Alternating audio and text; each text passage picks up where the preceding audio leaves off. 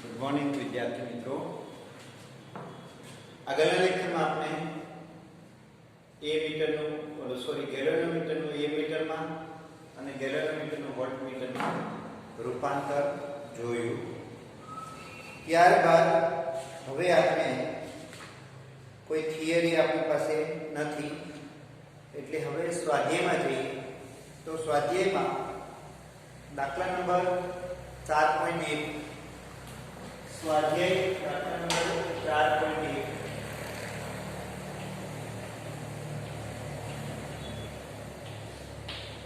4.1 દાખલા નંબર સ્વાધ્યાયમાં દાખલા નંબર 4.1 ની રકમ આ રીતની છે કે 8 સેન્ટીમીટર ત્રિજ્યાવાળા 8 સેન્ટીમીટર 8 ગુણ્યા 10 ની માઈનસ 2 ઘાત મીટર ત્રિજ્યા છે અને 100 આટા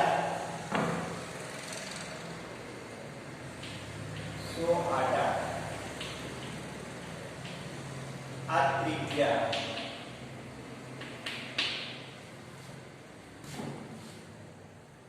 100 આટા ધરાવતા તારના એક વર્તુળાકાર ગૂંચળામાંથી વહેતો પ્રવાહ 0.40 એમ્પિયર ગૂંચળાના કેન્દ્ર પાસે ચુંબકીય ક્ષેત્ર B કેટલું હશે? કેન્દ્ર પાસે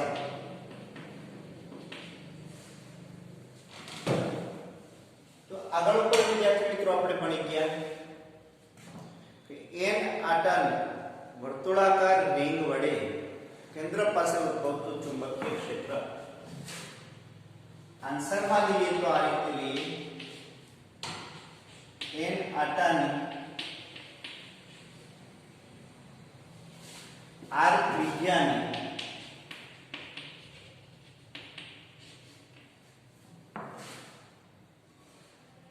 વર્તુળાકાર વાહક રિંગ વડે કેન્દ્ર પાસે ઉદ્ભવતું ચુંબકીય ક્ષેત્ર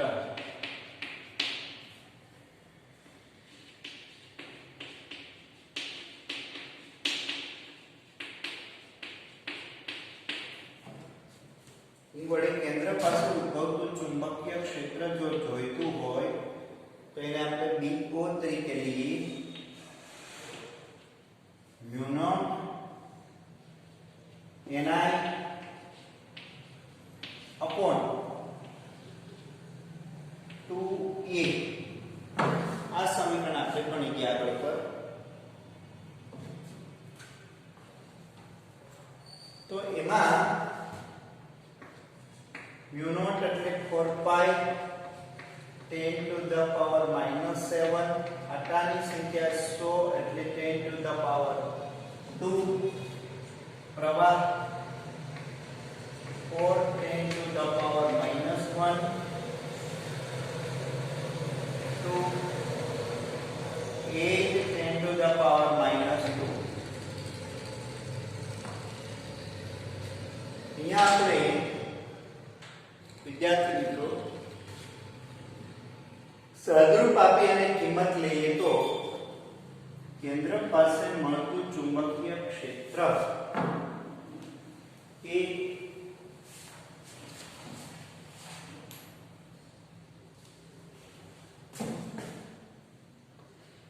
3.14 ગુણ્યા 10 to the power -4 ટેસ્લા અથવા પાઈ 10 to the power -4 ટેસ્લા.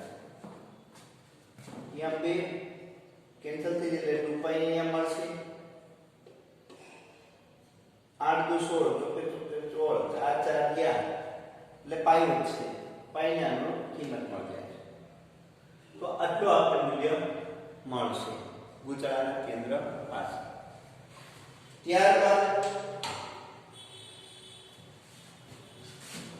દાખલા નંબર 2 તરફ જઈએ.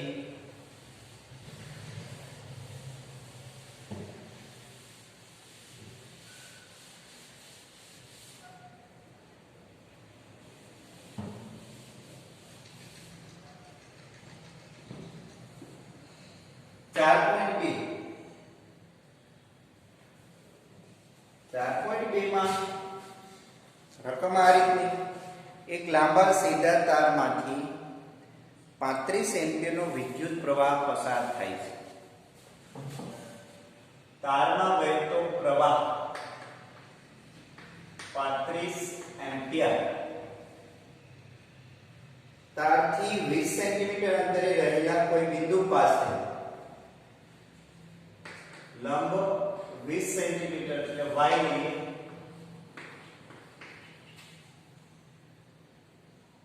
પાસે ચુંબકીય ક્ષેત્ર કેટલું?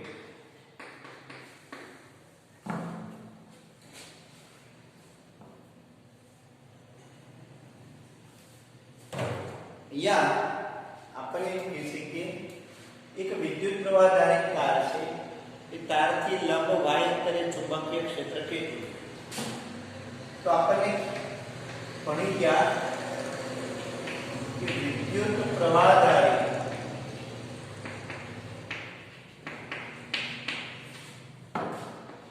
તારથી લંબ y અંતરે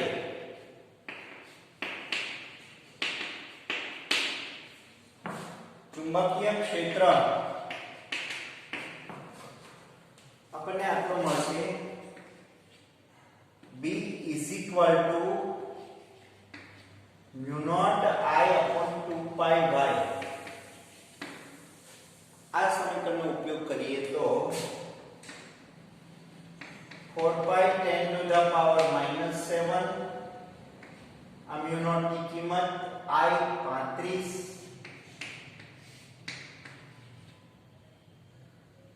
અહીંયા જો 2 વડે ગુણીએ અને 2 વડે ભાગીએ તો આ 4 pi થઈ જશે. 2 વડે ભાગીએ એટલે 4 pi થઈ જાય. ગુણ્યા y અંદર આપણે આપેલ છે 20 સેન્ટીમીટર એટલે 0.2 મીટર. 0.2 ને આપણે આવી રીતે લખી શકીએ 2 ગુણ્યા 10 ની -1 ઘાત 4 pi જાય 2 જાય આ 1 ઉપર જાય એટલે પ્લસ થઈ જશે. એટલે 3 35 ગુણ્યા 10 ની -6 ઘાત 3.5 ગુણ્યા 10 ની -5 ઘાત ટેસ્લા આટલું ચુંબકીય ક્ષેત્ર આપણને મળશે.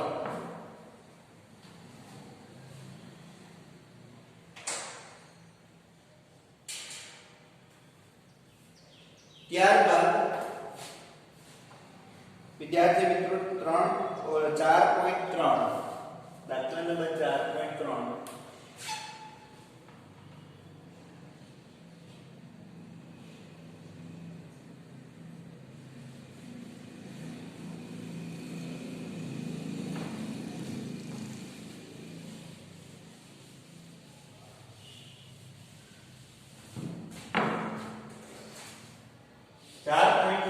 દાખલા નંબર સમક્ષિતિજ સમતલમાં રહેલા એક લાંબા સીધા તારમાંથી 50 એમ્પિયરનો વિદ્યુત પ્રવાહ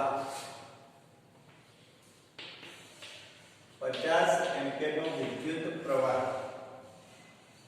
ઉત્તરથી દક્ષિણ દિશા તરફ વહે છે. ઉત્તરથી દક્ષિણ દિશામાં વહે. તારની પૂર્વમાં 2.5 મીટર અંતર y બરાબર 2.5 મીટર અંતર પૂર્વમાં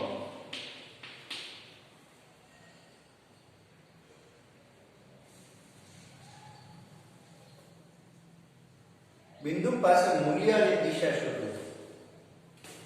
બિંદુ પાસે ચુંબકીય ક્ષેત્રનું મૂલ્ય અને દિશા.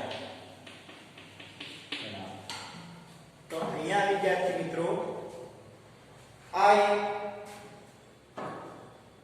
સમક્ષિતિજ સમતલ લઈએ. આમાં એક તાર પસાર થાય છે આવી રીતનો. આ તારમાં વિદ્યુત પ્રવાહ ઉત્તરથી દક્ષિણ દિશા તરફ વહે છે.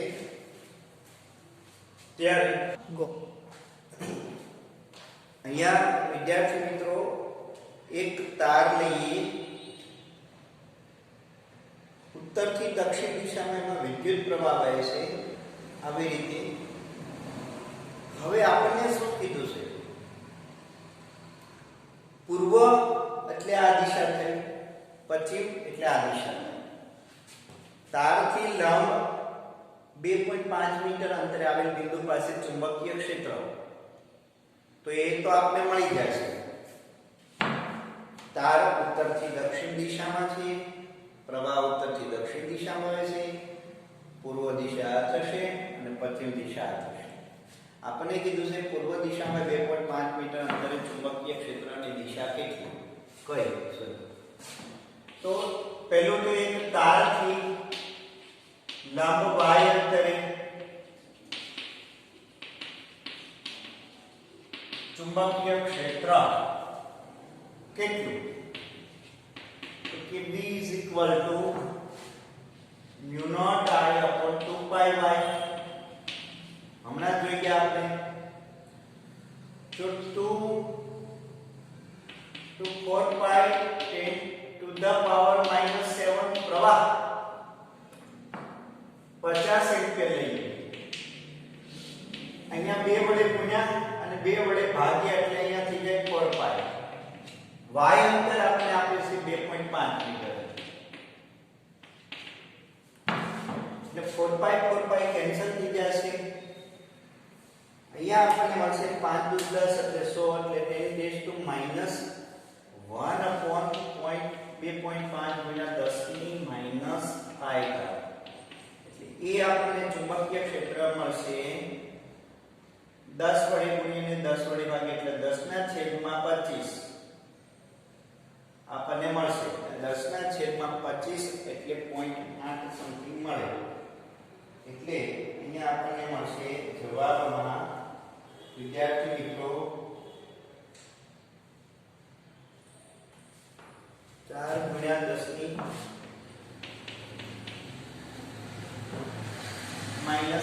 10⁻⁻⁶ હવે દિશા આપણે જોવાની છે. તો વિદ્યાર્થી મિત્રો આ એક તાર લઈએ. અહીંયા આને આપણે જમણા હાથના અંગૂઠાના નિયમ ને અનુરૂપ પકડીએ તાર, તો આ રીતે થશે. તારના પ્રવાહની દિશાને અંગૂઠાની દિશા આંગળાઓને વાળીએ અને અહીંયા આપણું બિંદુ છે વિદ્યાર્થી. તો આવી રીતે ચુંબકીય ક્ષેત્ર મળશે. તો એ પૂર્વ દિશામાં સમતલમાંથી ચુંબકીય ક્ષેત્ર બહાર આવશે એટલે કે ઉર્ધ્વ દિશામાં, અને પશ્ચિમ દિશામાં અંદર જશે અધો દિશામાં. એટલે અહીં ચુંબકીય ક્ષેત્ર સમતલ થી ઉર્ધ્વ દિશામાં મળશે.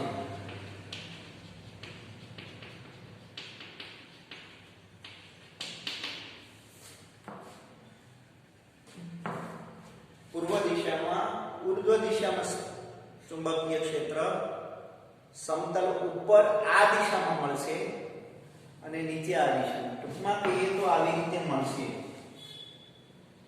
આ તાર અંદર જતી દિશામાં ચુંબકીય ક્ષેત્ર આવી રીતે મળશે. તો પૂર્વ દિશામાં આ પશ્ચિમ દિશા કહીએ, આ પૂર્વ દિશા કહીએ, અને આ તારને ઉત્તર અને દક્ષિણ આપીએ. તો પ્રવાહ આમ પસાર થાય ત્યારે ચુંબકીય ક્ષેત્ર આમ મળશે. અહીંયા એક સમતલ આપીએ. ત્યારબાદ વિદ્યાર્થી મિત્રો 4.4 તરફ જઈએ. ઉદાહરણ 4.4 તરફ જઈએ.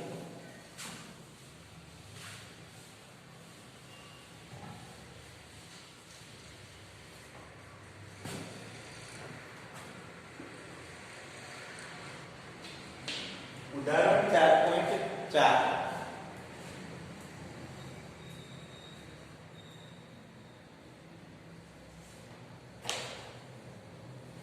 માથા પરથી પસાર થતા વીજળીના તારમાંથી 90 એમ્પીયરનો વિદ્યુત પ્રવાહ પૂર્વથી પશ્ચિમ તરફ વહે છે.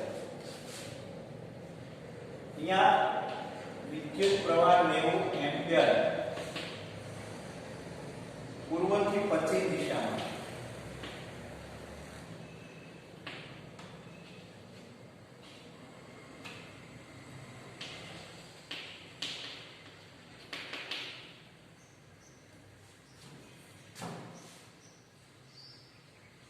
આ તારથી 1.5 મીટર નીચે ચુંબકીય ક્ષેત્રનું મૂલ્ય અને દિશા શોધો. y બરાબર 1.5 મીટર નીચે ચુંબકીય ક્ષેત્રનું મૂલ્ય અને દિશા શોધો.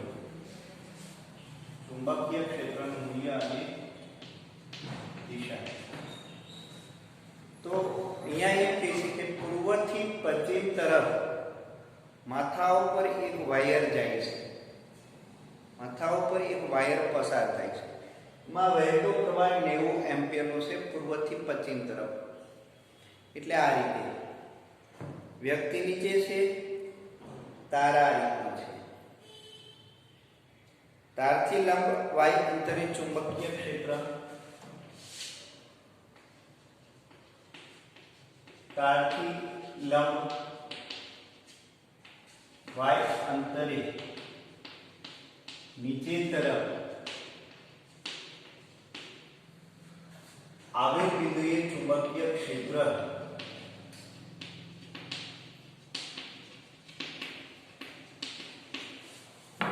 નીચે તરફ આવેલ બિંદુએ ચુંબકીય ક્ષેત્ર B = mu naught I upon 2 pi y.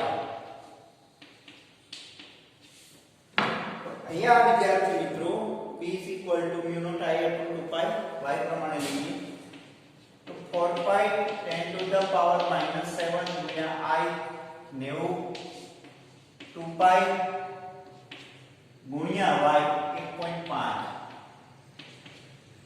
એટલે 180 10 to -7 ના છેદમાં 1.5. B એ મળશે આપણે 1.2 ગુણ્યા 10 - 5 ટેસ્લા. હવે આપણે દિશા શોધવાની છે વિદ્યાર્થી મિત્રો. તો કે એક ખાસ ધ્યાન આપો, તાર પૂર્વથી પશ્ચિમ દિશામાં છે, પ્રવાહ પણ પૂર્વથી પશ્ચિમ દિશામાં છે. જમણા હાથના અંગૂઠાના નિયમ પરથી આપણે અંગૂઠાને પ્રવાહની દિશા આપો, આંગળાઓને વાળી અને નીચે બિંદુ છે આપણે, એટલે આંગળાઓની દિશાને આમ આપીએ. આંગળાઓ આવી રીતે વળશે નીચે તરફ, તો એ આંગળાઓ ઉત્તરથી દક્ષિણ દિશા તરફ વળશે. નીચે બિંદુ આવેલું છે ત્યાં ઉત્તરથી દક્ષિણ દિશા તરફ, આવી રીતે ઉપર તરફ દક્ષિણથી ઉત્તર તરફ અને નીચે આવી રીતે. એટલે આવી રીતે તાર હોય તો ચુંબકીય ક્ષેત્ર આમ આવશે, નીચે તરફ અહીંયાથી આમ અને ઉપર તરફ આમ. એટલે દિશા આપણે લઈએ તો દિશા નીચેના બિંદુએ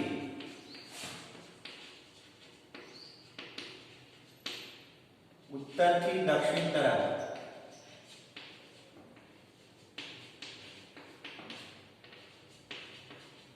મળશે, ઉત્તરથી દક્ષિણ તરફ મળશે વિદ્યાર્થી. તો આ રીતે આપણને 4.4 સ્વાધ્યાય મળશે.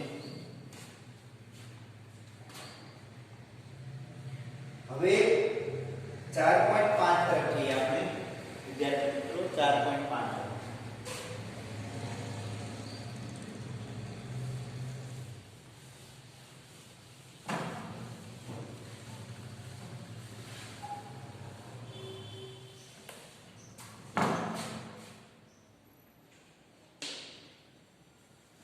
4.5 માં 0.15 ટેસ્લાના નિયમિત ચુંબકીય ક્ષેત્ર સાથે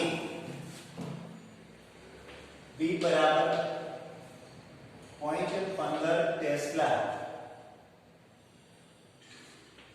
થીટા = 30 અંશ નો કોણ બનાવતી દિશામાં રહેલા તારમાંથી I બરાબર 8 એમ્પિયરનો વિદ્યુત પ્રવાહ પસાર થાય છે. આ તાર પર લાગતું ચુંબકીય બળનું મૂલ્ય કેટલું? પ્રવાહધારી તારને ચુંબકીય ક્ષેત્રમાં મૂકતા લાગતું બળ કેટલું? વિદ્યુત પ્રવાહધારી તારની ચુંબકીય ક્ષેત્રમાં એક જ સમતલમાં થીટા કોણે મૂકતા લાગતું બળ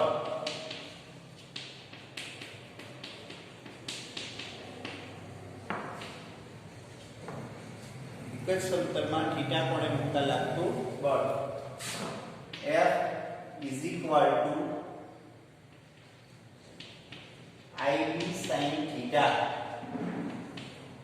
I છે 8 એમ્પિયર, B 0.15 અને sin 30. sin 30 એટલે વિદ્યાર્થી મિત્રો 1/2 0.5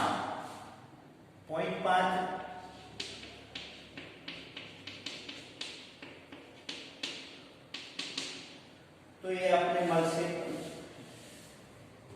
જવાબમાં આપણને મળશે 0.6 ન્યૂટન બળ મળે.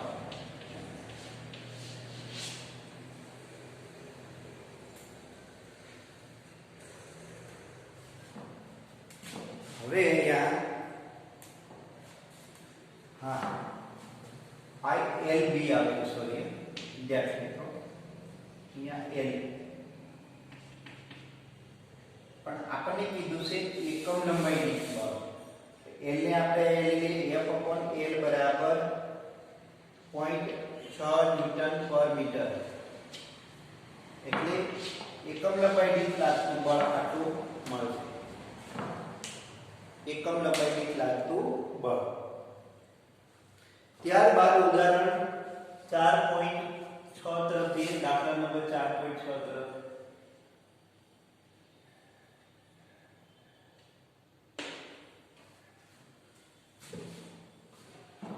તો અહીંયા 4.6 તરફ જઈએ તો ઉદાહરણમાં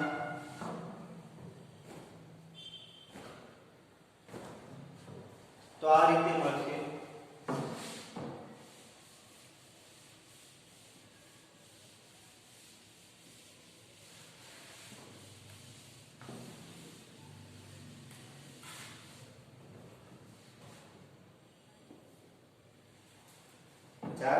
ની રકમ આ રીતે થાય વિદ્યાર્થી મિત્રો. 3 સેન્ટીમીટર લંબાઈના તારમાંથી 10 એમ્પિયર વિદ્યુત પ્રવાહ પસાર થાય છે. એટલે તારની લંબાઈ L બરાબર 3 સેન્ટીમીટર. વહેતો વિદ્યુત પ્રવાહ 10 એમ્પિયર. જો એક સોલેનોઇડ માંથી તેને અક્ષને લંબરૂપે મૂકેલ છે, જેને એક સોલેનોઇડ માં તેની અક્ષને લંબરૂપે મૂકેલ છે. સોલેનોઇડ ની અંદર ચુંબકીય ક્ષેત્ર B = 0.27 ટેસ્લા. તો આ તાર પર ચુંબકીય બળ કેટલું લાગશે? અહીંયા આપણને એમ કહે છે કે સોલેનોઇડ છે,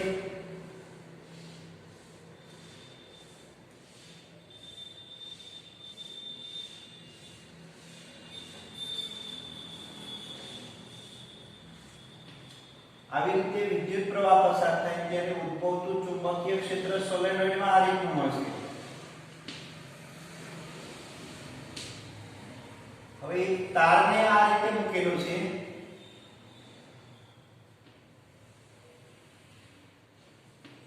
એની લંબાઈ એટલી છે,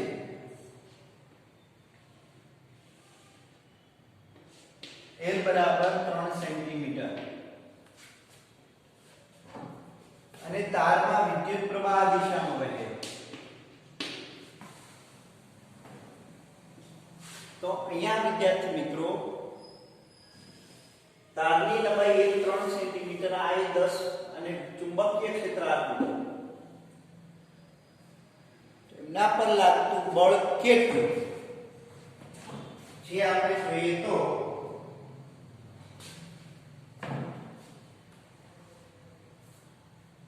આ રીતે આપણે આપીએ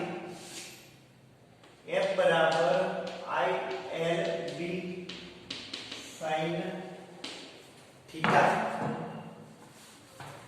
હવે અહીંયા આપણે જોઈએ તો વિદ્યાર્થી મિત્રો sin થીટામાં ચુંબકીય ક્ષેત્ર અને પ્રવાહ બંનેની દિશાને ધ્યાનમાં રાખીએ તો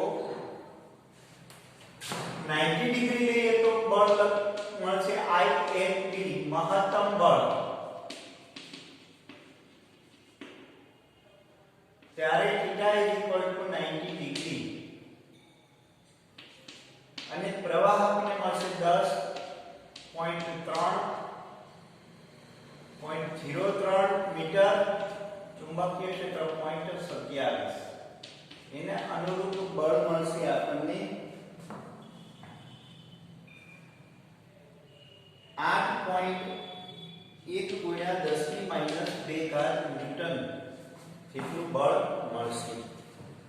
તો અહીંયા એ ઉદાહરણ 4.6 હતું.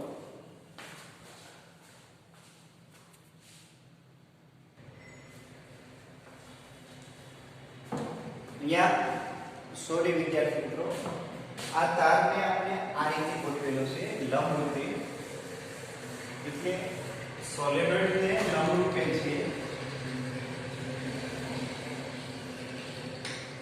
ચુંબકીય ક્ષેત્ર આ રીતે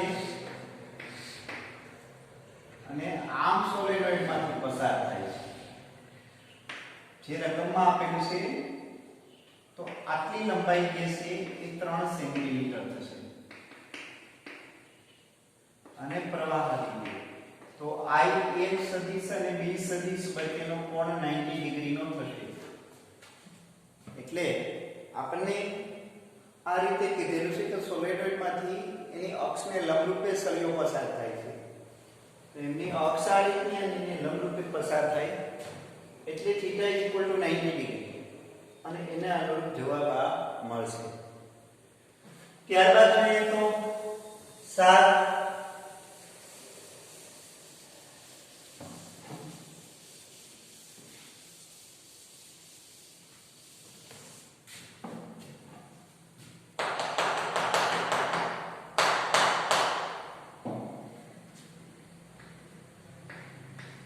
7 લઈએ તો 4.7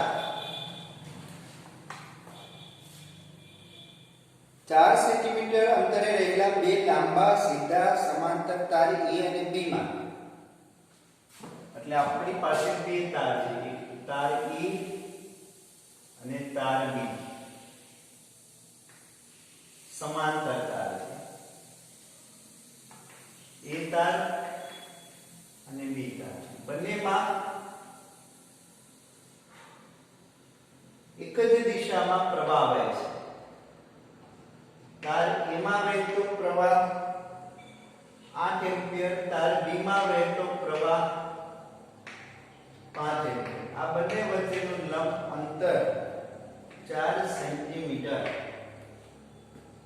તાર A ના 10 સેન્ટીમીટર લંબાઈના વિભાગ પર લાગતું બળ કેટલું? કે આના વડે આના ઉપર લાગતું બળ કેટલું?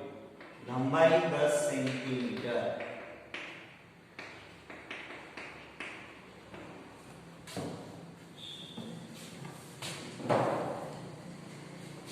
તો આગળ પર આપણે ભણી ગયા બે સમાંતર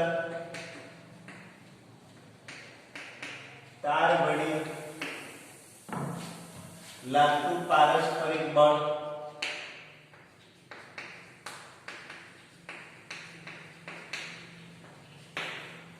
સમાંતર તાર વડે લાગતું પારસ્પરિક બળ F is equal to mu naught IA IB L upon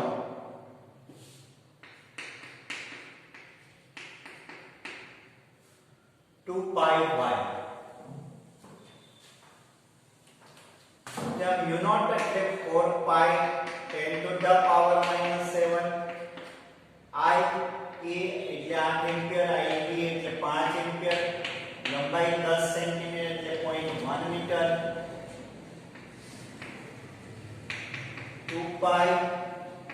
y એટલે 4 સેન્ટીમીટર એટલે 0.4 અહીંયા 2 8 15 40 આ 1 અને આ 4 એટલે 10 2 ગુણ્યા 10 ની માઈનસ 6 ઘાત ટેસ્લા થશે. તો અહીંયા આવી રીતે 10 સેન્ટીમીટર અને 4 સેન્ટીમીટર સોરી એટલે 0.4 આવશે એટલે અહીંયા આવશે 5.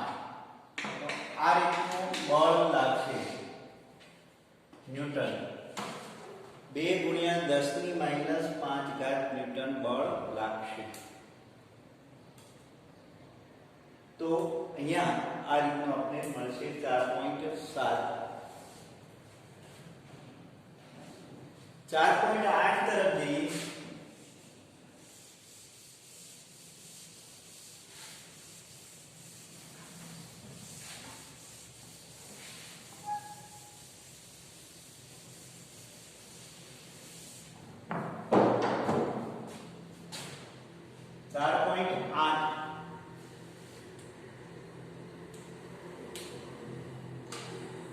એમની રકમ જોઈએ તો આ રીતની હશે આપણે 80 સેન્ટીમીટર લંબાઈના એક સોલેનોઇડ પર પાસે દરેક 400 આટાવાળા 5 આવરણ વીટેલા છે. એટલે સોલેનોઇડની લંબાઈ 80 સેન્ટીમીટર એટલે 0.8 મીટર. એક આવરણમાં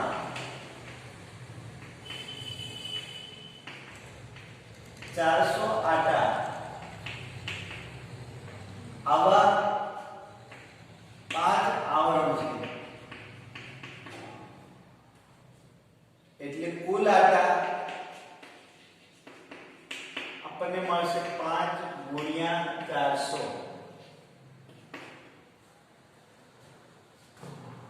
એટલે 2000 આટા મળે.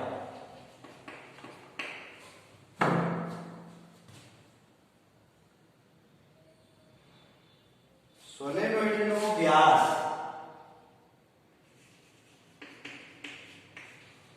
d બરાબર 1.8 સેન્ટીમીટર વહેતો પ્રવાહ બરાબર 8 એમ્પિયર.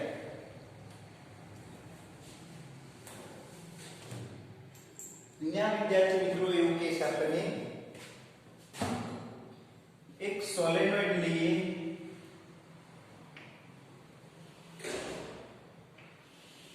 આવી રીતનું એમાં 400 આટાનું એક સ્તર આવી રીતે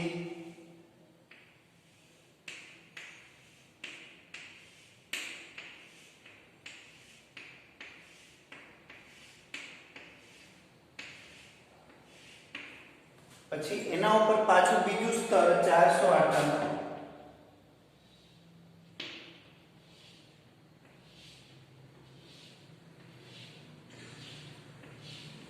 એના ઉપર ત્રીજું સ્તર ચોથું સ્તર અને પાંચમું સ્તર આવી રીતે 5 લેયરો છે એટલે કુલ આટા થશે 2000. ત્યારબાદ આપણે શું કીધું સોલેનોઇડનો વ્યાસ એટલે આ તો એની ત્રિજ્યા કેટલી થશે a બરાબર d/2 1.8 એટલે 0.9 સેન્ટીમીટર ત્રિજ્યા થશે. અહીંયા લખીએ ત્રિજ્યા બરાબર 0.9 સેન્ટીમીટર 9 ગુણ્યા -3 મીટર ત્રિજ્યા થાય. સોલેનોઇડની લંબાઈ આપેલી છે l જે આપણને આપેલી છે 0.8 મીટર. તો આપણે મેળવવાનું છે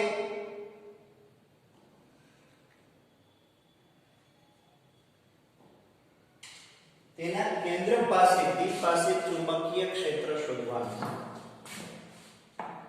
તો અહીંયા કેન્દ્ર પાસે ચુંબકીય ક્ષેત્ર શોધવાનું થશે. તો આપણે ભણી ગયા છીએ પરિમિત લંબાઈના સોલેનોઇડ વડે કેન્દ્ર પાસે ઉદ્ભવતું ચુંબકીય ક્ષેત્ર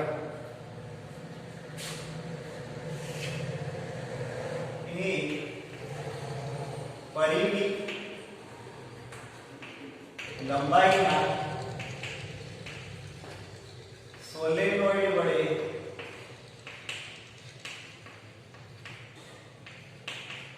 કેન્દ્ર પાસે એટલે અહીંયા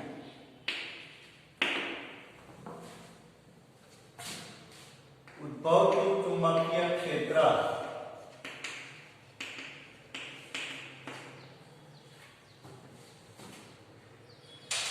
જે આગળ ઉપર આપણે ભણી ગયા છીએ B is equal to mu naught Ni upon 2 sin theta 1 plus sin theta 2.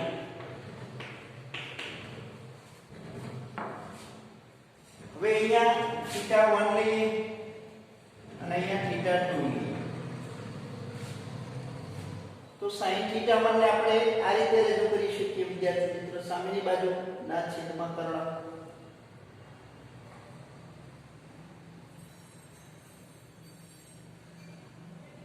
તો સામેની બાજુના છેદમાં કર્ણ શું થશે?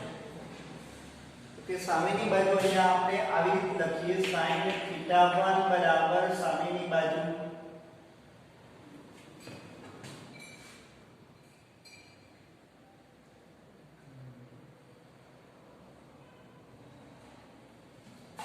a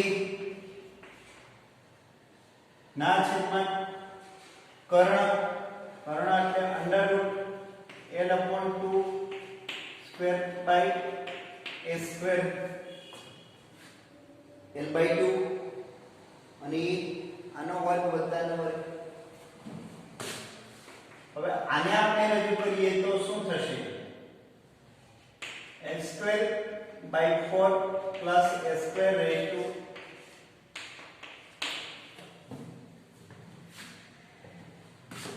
પણ sin theta 2 એ પણ એટલું જ રહેશે.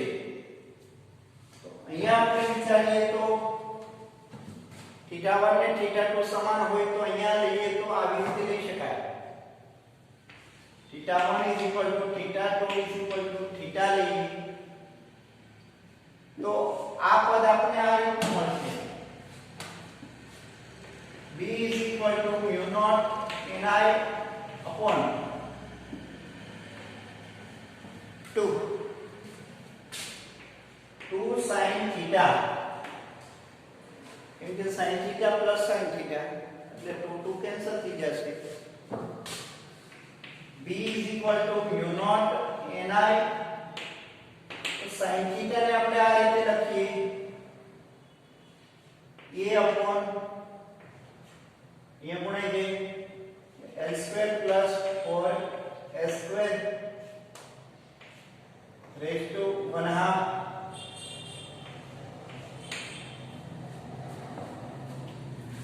वे આ જે છે એકમ લંબાઈ દીઠ આટાની સંખ્યા છે. આપણે કુલ આટાની સંખ્યા આપેલી છે.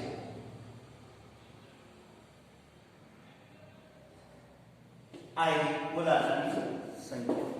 તો એને આપણે લખવું તો આ રીતે લખી શકાય mu naught n upon l I 4a l square plus 4a square raised to 1/2.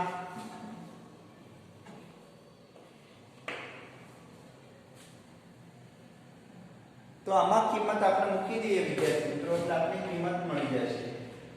b is equal to એ આપણને કિંમત મળી જશે જે હવે તમે તમારી જાતે કેલ્ક્યુલેટ કરી શકો.